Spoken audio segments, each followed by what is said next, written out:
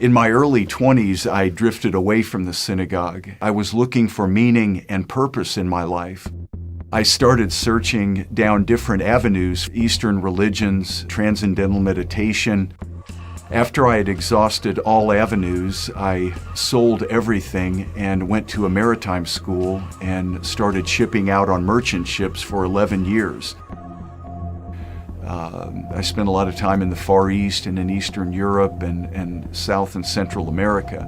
And wherever I went, I would go to a synagogue and then a house of worship for that particular culture. But I always took with me my Torah and Tanakh, the Hebrew Scriptures, and rabbinic literature. I was studying the Bible one evening, and I came to Genesis 1:26 and 27. Let us create man in our image. In our image, let us create man, male and female. And I'm thinking to myself, how can God be us and him at the same time? And when I spoke to my rabbi, the answers that he gave me just didn't resonate with me.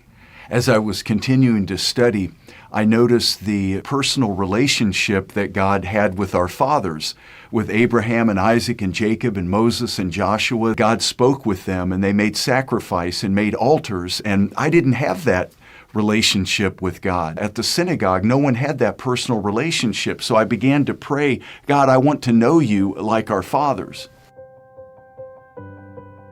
As I continued my study through the law of Moses, the prophets, and the writings, a resume of the Messiah began to develop. What family he would be born into, what lineage, when he would come. It built a very strong case for Yeshua, Jesus, the Messiah. So by then I began to pray, God, if Yeshua is the Jewish Messiah and Savior of the world, please reveal this to me.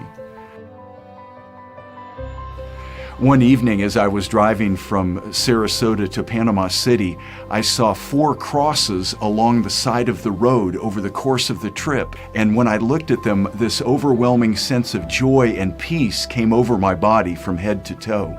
From that moment on, I began to think of Jesus. His name would just appear in my mind, and I would have this overwhelming feeling of joy and peace and contentment.